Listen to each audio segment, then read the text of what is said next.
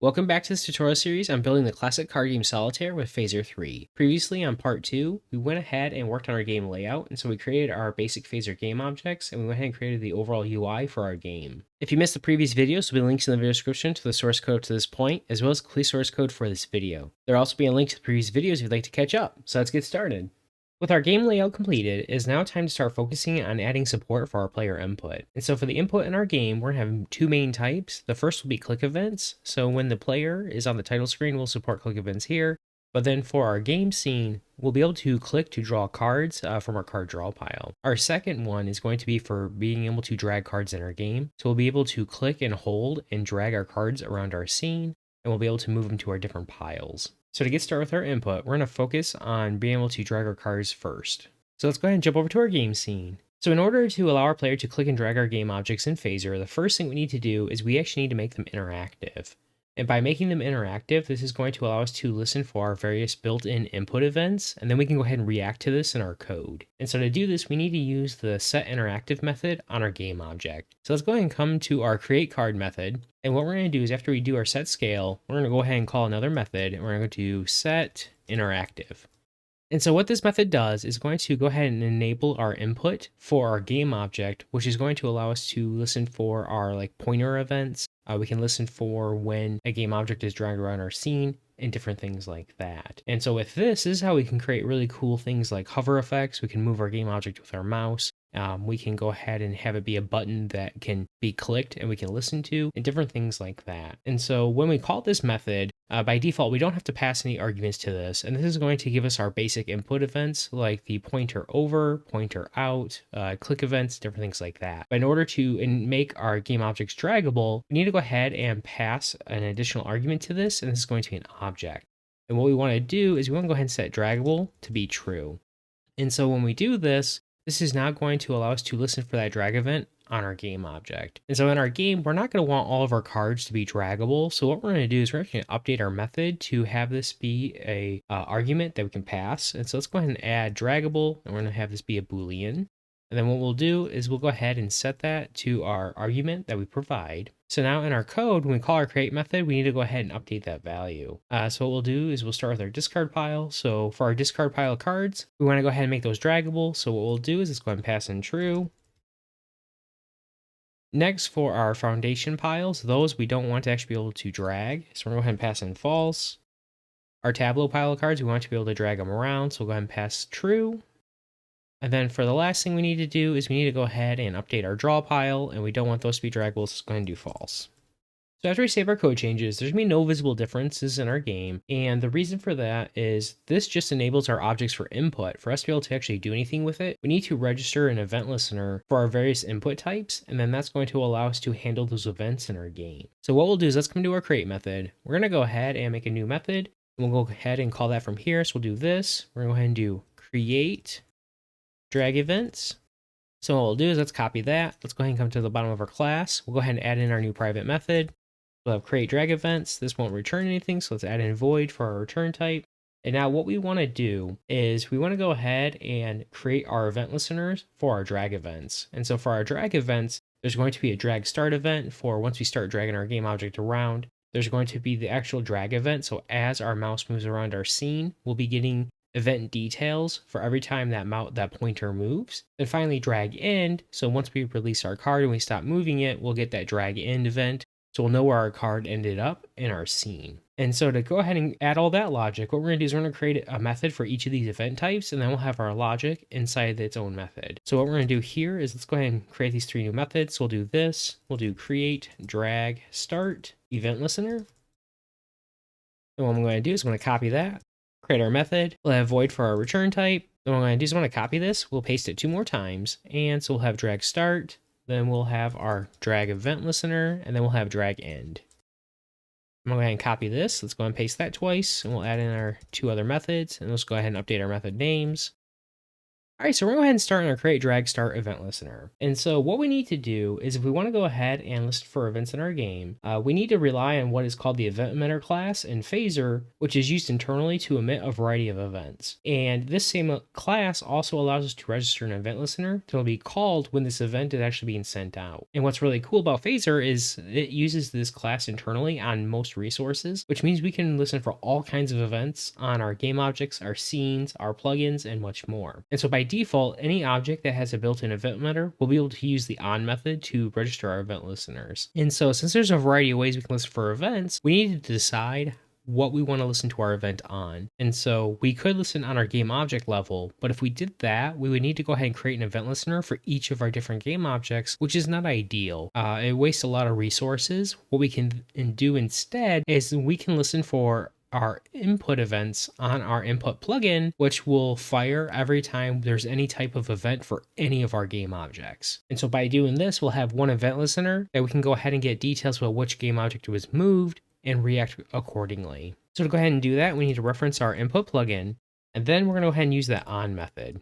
And so with the on method, what we need to do is we need to provide which event type we want to listen for, and then we want to go ahead and provide our callback function that'll be invoked when this event is actually fired. So for our event type, we're going to go ahead and do Phaser. We want to do input. We want to go ahead and register events. And then we want to go ahead and do our drag start event. And so this is just a variable for the drag start string that we're providing for the event we want to listen for. Now we want to go ahead and provide our callback. And so in our callback, we'll go ahead and add in our function.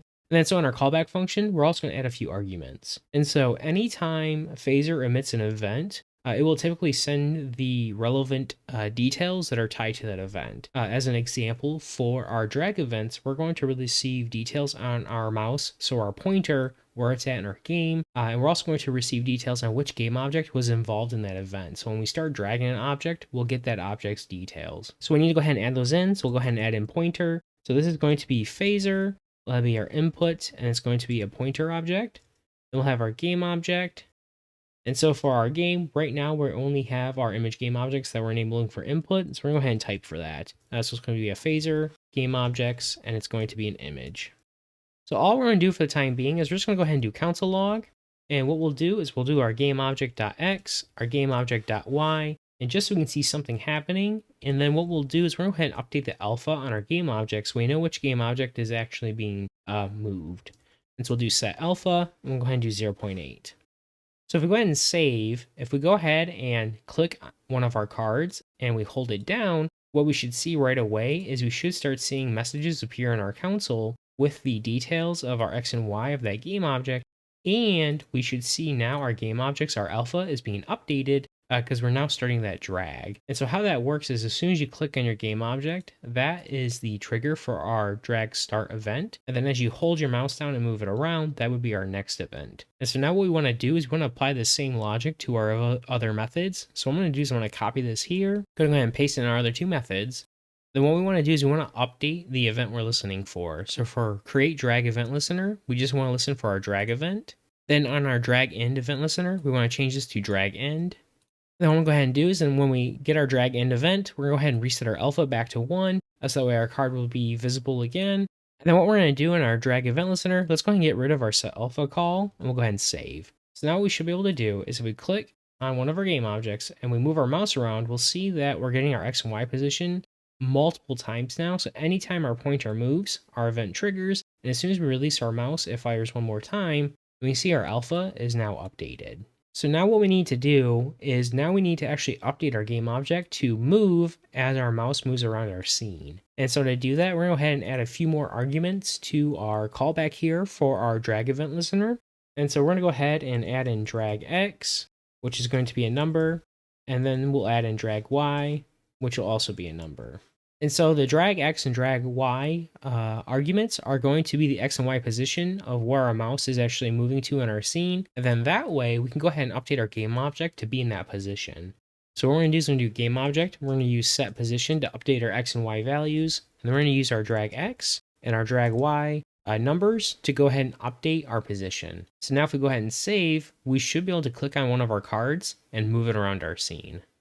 All right, so next, while we're dragging our game objects around in our scene, one of the things we might have noticed is that our game objects are appearing on top of each other or behind each other. And what this is actually the depth of our game objects that are being added to our scene. And so by default, when you add your game objects to your scene, all of them have a depth property and it's set to 0. And so they're all on the same depth layer when it's being rendered out to our scene. And so by default, when we add our game objects to our phaser scene, phasers are going to go ahead and render those out in the order that we add them to our scene. There's a few caveats to this, like if we're using containers and things like that, but for the most part, this holds true. And so a good example of this is going to be our draw card pile here. And so when we add in our game objects, we get this stack effect here because as we add in those game objects, they're being rendered on top of each other in those positions. And so as an example, if we come up to our create draw pile method, what I'm gonna go ahead and do is I'm gonna go ahead and update the depth of our middle card game object. And so then that way it's going to display on top of our other cards. And so as an example, if we do this, let's reference our draw pile cards, and we're gonna reference the middle one. So we'll use one for our index, and then we're gonna use the set depth method. And so this is going to allow us to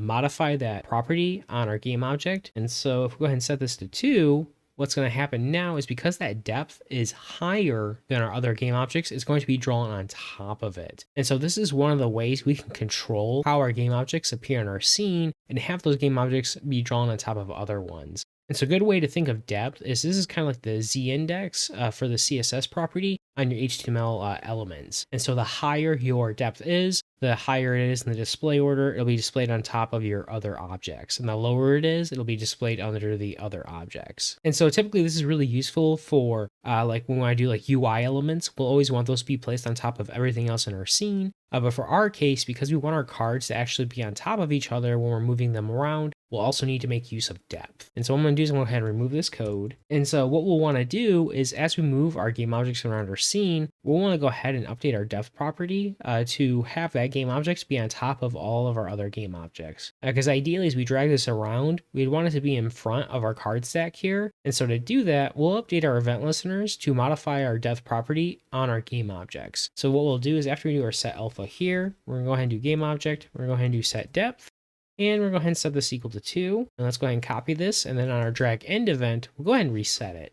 And so we're going to reset this back to 0. All right, so we go ahead and save and we test our changes. It looks like we still have the same issue. So what's happening here is our game objects are inside a container, and that container depth overrides the depth of our game object on our scene level. And so even though we're updating our depth on our card game objects, what we actually need to do is we need to update the depth on our container, so then that way it's higher in our display order than our other containers.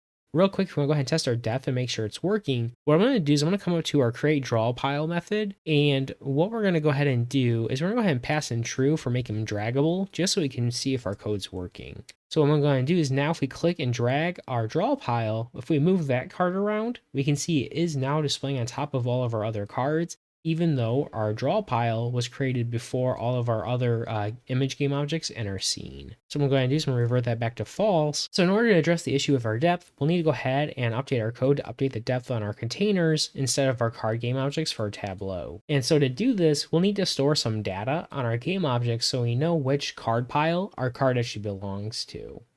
So in order to store custom data on our phaser game objects, one of the ways we can do this is we can use the built-in data manager on our game objects. And so our data manager is a custom class that allows us to store and retrieve data on our game objects instance. And this works as a simple key value storage system where we can provide a key, which will be a string. And this is going to be the unique name of what we want to store. And then we can provide a value of any type. So like a number, an object, a Boolean, anything like that. And phaser will go ahead and store this data on our game object in the data manager instance. And so for as an example, if I want to give each of our cards a unique ID, we could store this in a field called ID with the actual value of the ID that we provide. And so like maybe this could be the unique identifier for the card. So maybe like the card suit with the card value. And so a good way to think about our data manager is to think of this as just a basic object in JavaScript where your key is one of the keys on your object and your value is the value associated with that key. And so by using the built-in data manager, we can store any type of data we want, and we don't have to worry about creating a custom class to hold this information or worry about overwriting the properties on our game objects that Phaser uses internally. And so to go ahead and use our data manager on our game object, we need to go ahead and make use of the set data and the get data methods. And when we use these methods, Phaser will internally create an instance of the data manager class on our game object if one does not exist, and then go ahead and store the data that we're trying to store on our game object. And so to go ahead and do this, let's go ahead and go to our create card method. And so what we're going to want to go ahead and do is on our create card, we're going to go ahead and call a new method. We're going to go do set data. And so when we call the set data method, there's a few different ways we can pass what we want to go ahead and store on our data manager. So the one way we can go ahead and call this is we can provide our key and then the value we want to go ahead and store, and that will store that single property on our data manager instance. Or we can go ahead and provide an object with our key value pairs, and Phaser will store all of that data for us on our game object. And so for storing our data, what we're going to want to do is we're going to need to store a few different things. The first one's going to want to be our card's position, so our X and Y value. And the reason for that is as we're moving our game objects around in our scene, we're going to want to add validation logic. And if we move a card to a position that it's not supposed to go in, we'll want to go ahead and snap our card back to its original position if it's not a valid move, instead of allowing the player to place it anywhere in our scene. And so we'll be making use of that X and Y value, so then that way we know where to put our card back to. The other properties we want to store is we want to go ahead and keep track of our card and our pile indexes for our Tableau piles. And so for our Tableau piles, basically we want to know our index, so then that way you know which container our card game object is associated with. And our second one will be a card index. We're going to want to know which card in our stack we're actually moving around in our scene, so then that way we can go ahead and move the whole stack of cards around, or check to see if that card is actually eligible to be moved. And so we'll be go ahead and storing those four properties. And so to do that, we'll go ahead and store our X. Let's go ahead and store our Y. And so we're just doing our shorthand here to create a field called X, and then the value will be our X here. Same thing for our Y. We're going to do the same thing for our card index, and then we'll go ahead and do our pile index. And so now for our card and our pile indexes, these are going to come into our method when we provide them. And so we're going to make these optional. And so what we'll do is we'll do our card index and as our argument. This will be a number, and then we'll have our pile index, which will also be optional, and this will be a number. All right, so now that we update our create card method, what we want to do is we need to go ahead and update our Tableau pile card creation to go ahead and pass in our card and our pile indexes. So what we'll do is let's come down to where we create our Tableau pile cards. And so now what we'll want to do is we want to go ahead and pass in J and then pass in I. And so J is going to reference the index of our card in our stack, and then I is going to be which index, which Tableau pile index the card's associated with. All right, so now we're storing data tied to our cards. What we need to do is we need to update our event listener for our drag start event to go ahead and use this information. So what we'll do is we'll come to our create drag start event listener. And what I'm gonna go ahead and do is I'm gonna do console log. We're gonna reference our game object, and then we're gonna reference data. And so what the data property does is it allows us to reference our data manager. And then what I'm going to do is I'm just going to use the list method to go ahead and get all the properties that are stored in our data manager that we've added. So now if we click on one of the cards in our scene, we'll see right away we get an object with all of the properties and the values that we added. And so for the card that we just dragged, we can see this is tied to index 2 for our pile and our card index 2, versus if I click and move this card here, we'll see now it's tied to our second index for our pile, and our card index is 0. And so now we can see that we're able to store our data and it's being stored properly. We now need to use that to go ahead and update the depth of the relevant container in our scene. And so what we're going to go ahead and do is right in our console log here, let's go ahead and get rid of this. What we want to do is we want to try to grab our pile index from our data manager. And if it exists, then we know it's a Tableau pile card. If it does not exist, then we know it's going to be a discard pile card, and we don't need to update a container's depth. Instead, we can just update the depth of our game object. So go ahead and do that. Let's make a new variable. We'll go ahead and do const. We're going to do Tableau pile index will be set equal to our game object. We'll use the get data method. And so what this method does, it allows us to retrieve a specific property or an array of properties from our game object, and then Phaser will return those for us. And so for us, we just want our pile index from our data manager. And so if it's found, Phaser is going to return that value. Otherwise, it'll return undefined if it does not exist. And so for our type, we're just going to go ahead and type this as a number or as undefined. So now what we'll do is we're going to check to see if that's not undefined. So if our Tableau pile index is not undefined, then what we want to do is we want to update our Tableau container that our card's associated with. And so to do that, we'll reference our Tableau containers. We'll use that Tableau pile index to grab the correct one from our array. And now we'll do set depth. We'll go ahead and set that to 2. Otherwise, if it is undefined, then we just want to go ahead and set the depth on our game objects. We're going to paste that here. And so what I'm going to do is I'm going to get rid of this. And let's go ahead and get rid of our console log for our details. And we'll go ahead and save. So now the last thing we need to do is now we need to do the same logic inside our drag end event listener. So we can update either our container or our card game objects depth. So what I'm going to go ahead and do is I'm just going to copy this code here. We'll come down here. Let's go ahead and get rid of our console log. We'll go ahead and paste it. And so now what we want to do is for our depth, instead of setting it equal to 2, we just want to go ahead and set it equal to 0. Same thing for our image game object. We'll go ahead and set that to 0. Alright, so go ahead and save. And if we grab one of our card image game objects, if we try dragging around our scene, we'll see now it displays on top of our other containers. And if we try dragging one of our cards that are behind our other cards, we'll see that the cards on top of it still appear on top of it. And that's what we want because we'll want to drag that whole stack and have them appear in that order. Alright, so the next thing we want to do is we want to go ahead and update our cards to go ahead and keep the updated X and Y value stored on our game object of where our game object is currently at. And so then that way we can create that snapback effect that we refer to here, or if we try placing a card where it doesn't belong, we go back to the original position. And so to do that, we'll want to store our game object's X and Y position when we start our drag event. And then on our drag end event, if it's not a valid position, we want to go ahead and update it to go back to that original position. So what we'll want to do to store that value on our drag start event listener, let's go ahead and reference our game object. Let's do set data. We'll go ahead and pass in an object. And so for our X value, this will be our game object's X position. Our Y will be our game object's Y position.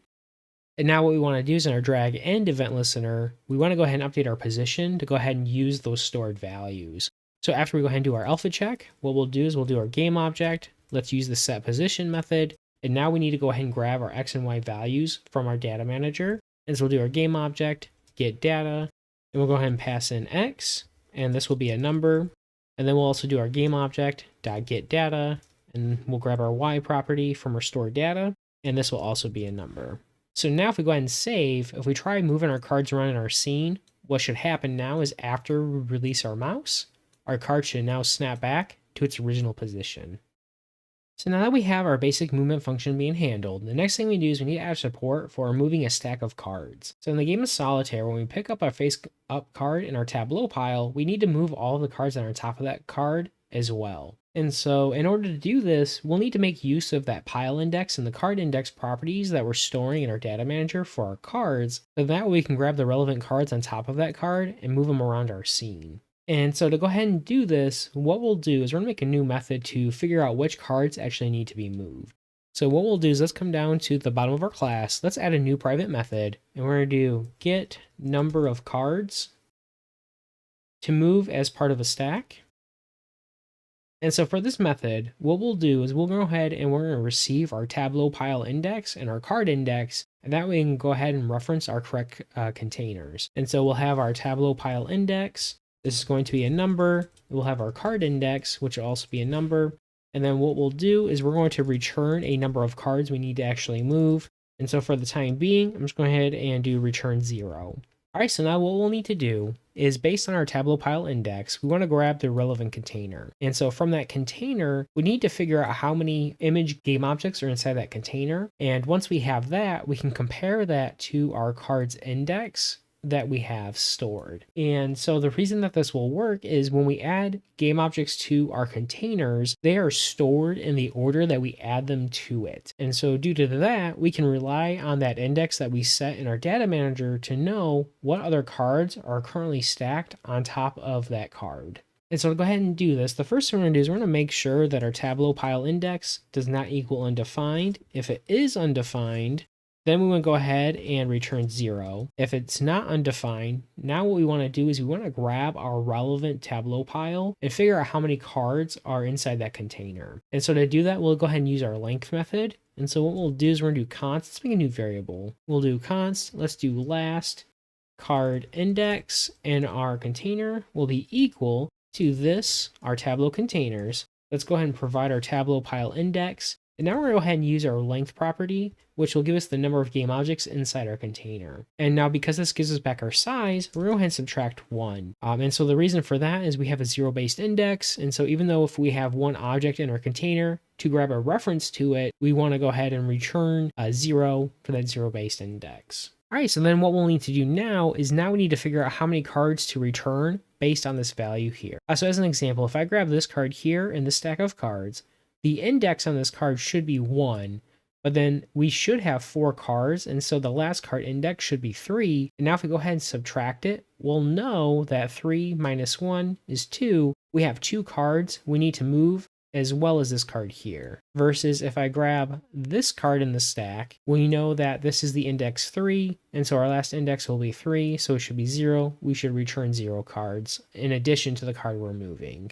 And so to go ahead and do that, we're just going to do return, and we're going to do our last card index minus our card index. And so that's going to give us that number of cards we actually need to move for that stack.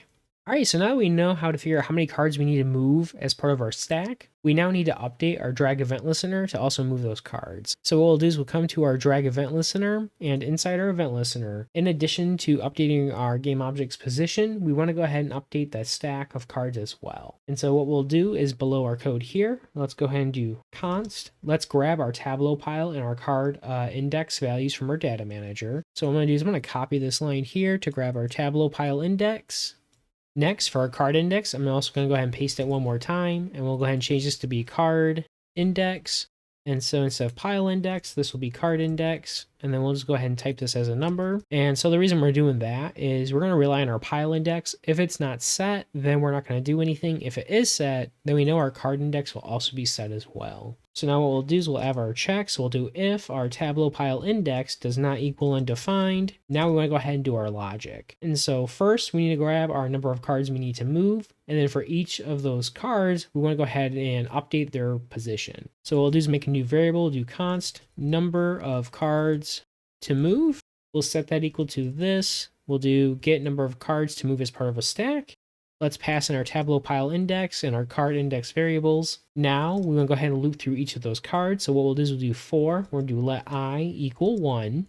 And then we'll do I is less than or equal to our number of cards to move. And then we'll go ahead and increment I by 1. So now what we'll do is if there's 0 cards to move, we want to actually go ahead and do our for loop. If there's at least 1 card to move, we'll go ahead and update it. So now what we want to do is we need to grab that image game object from our container by its index. So then that way we can go ahead and update its position. So currently in our event listener, we only get the game object that our drag event is currently associated with. And so now we need to go ahead and grab it from the container directly. So to go ahead and do that, we'll reference our Tableau containers. And so in our array, let's grab our Tableau pile index to grab that specific container. And now we're going to use the getAt method. And so the getAt method allows us to provide an index of the game object that we want to grab from our container. And then it's going to go ahead and return that to us. And so for getAt, we're going to go ahead and provide a type. And so we know inside our containers, we're just doing image game objects. So we're just going to go ahead and type that. So we have gameObjects.image. And now what we'll do is we'll do our card index, and we're going to go ahead and do plus I. And so what we're doing here is by using the getAt method, we're taking the card index of the card game object that's currently being dragged. Now we're adding I to it. So if we need to move 1 card, it's going to be like index 1 plus I, so it'd be 2. Or even like here, it'd be 1 plus 2 to grab this card here. And so this is going to return that game object to us. And then what we can do is we can go ahead and use the set position method to update our X and Y value. And so what we'll do is we'll update our X to match our drag X, and then our drag Y. What we need to do is we need to also use our drag Y, but then increment this by 20 times I. And so that's going to match how we're stacking our cards when we place them inside our containers, because we want to do the same logic here. So if we go ahead and save, if we grab one of our cards now, we can see we can actually drag our stack of cards around. And now we just need to go ahead and update our drag end event to go ahead and update our positions after we release our mouse. All right, so to go ahead and do that, let's come down to the bottom of our event listener for our drag end event. And what I'm going to go ahead and do is we're just going to copy some of this logic here. So let's go ahead and copy our if statement, and we'll also copy our variable for our card index. Let's go ahead and paste that. And so what we're going to go ahead and do is we'll grab our card index from our data manager. If it's not undefined, we need to figure out which cards to move. And now we need to go ahead and update our position. And so what we'll go ahead and do is we need to go ahead and grab a reference to the card that we're actually moving. So we're going to store that in a variable. Do const, we'll do card to move will be equal to this. We'll do the get at to grab our game object. Do is we'll manually set our card to move, and we'll call set position. And so the reason we're doing that is we need a reference to this object. So now we can go ahead and reference the data manager on that image game object itself. So what we'll do is we'll reference our card to move. Let's do get data. We'll want to grab our X value from there. And we'll go ahead and do as a number. Let's copy that. And we'll go ahead and do the same thing here. We'll change this to be Y. So now if we go ahead and save, we should see now when we move our stack of cards, they snap back to their original position. With our logic for dragging cards in place, the next type of input we're going to handle is going to be our click events for our draw pile. And so when we want to go ahead and draw cards from our draw pile, we need to listen a click event listener on our game objects. And so instead of actually adding this event listener for our various card game objects here, we're going to use a new type of game object called a zone. And so a zone game object is a special type of game object that does not actually render out in our phaser scene. Instead, this type of game object is mainly used for creating drop zones or input areas and checking for object overlaps. And so the zone object has a bunch of built-in helper methods for these types of checks. And so the zone game object is basically a rectangle game object that's not visible to our player, and we'll be using this game object type for drawing cards, and later on we'll be using it to check if our moves are valid when we move our cards around between its various card piles. And so what we're going to do is we're going to create the zone game object over our card draw pile, so then we can go ahead and listen for our click events on that game object. So to go ahead and do this, let's go ahead and come to our create draw pile method, and what we'll do is after we create our cards, we want to go ahead and create our zone game object. And so to go ahead and do this, let's make a new variable, store a reference to our game object. So do const, and we're going to do draw zone. We set that equal to this dot add. And so on our factory, we want to use our zone method to create our zone game object. And so now you specify our X and Y position for where we want to position this at, and then we'll provide our width and height for the rectangle of the shape that we're creating. And so we're going to go ahead and do 0, 0. Now we want to go ahead and do our card width. We're going to times that by our scale, and we're going to go ahead and increment it by 20, just so it's a little bit larger than our card image game objects that we're currently drawing. Next, we want to go ahead and do our same thing for our card height. So we'll do our card height, and we'll times that by our scale, and we'll go ahead and increment it by 12, so it's a little bit larger as well. Now for positioning, we want to go ahead and set our origin to our top left-hand corner, so we'll set it to 0.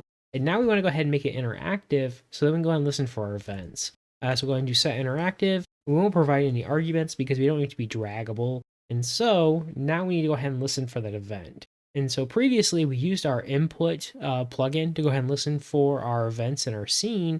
Now we're going to go ahead and use a game object and see how we can listen for events on specific objects.